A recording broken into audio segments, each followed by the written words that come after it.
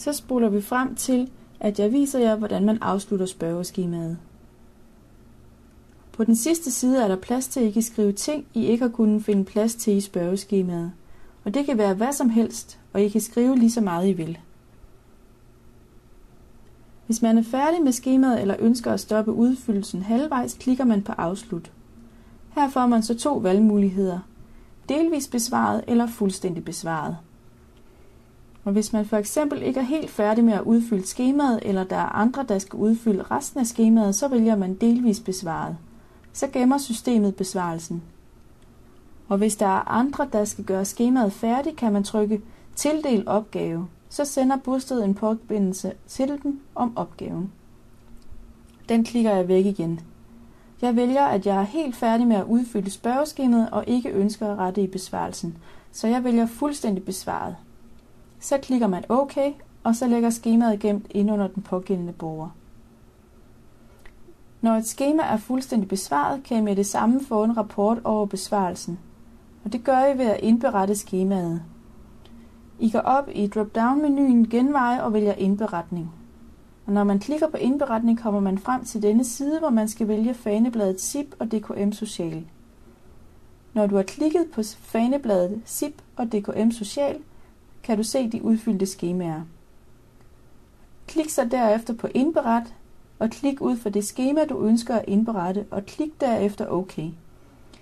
Det er vigtigt, at du kontrollerer, at du indberetter det rigtige skema, da man ikke kan rette i et indberettet skema. Så skal du klikke OK igen, så overføres data.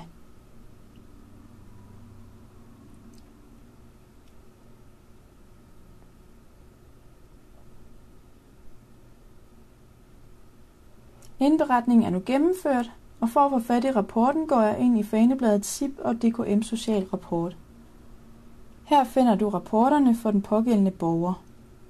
Find den rigtige person og find det rigtige skema og tryk på PDF-ikonet.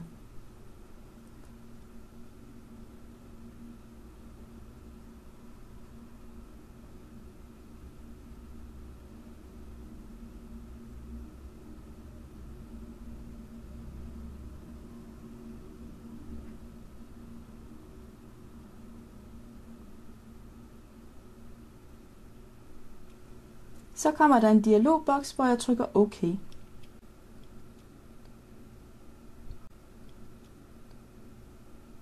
Rapporten kan nu hentes ved at trykke på PDF-ikonet og kan åbnes eller gemmes på sædvanlig vis. Og PDF-rapporten kan hentes frem lige så mange gange, man har brug for det. Og jeg ruller lige ned over den, så I kan se, hvordan den ser ud. I modul 3 bliver de forskellige typer rapporter gennemgået, så der vil I også høre mere om den individuelle rapport, som jeg viser her. Og vi har nu været igennem hele processen omkring udfyldelse af et spørgeskema og det at få den efterfølgende rapport frem. Hvis I har spørgsmål, som ikke er blevet besvaret i denne video, så er I altid velkomne til at kontakte SIP-sekretariatet.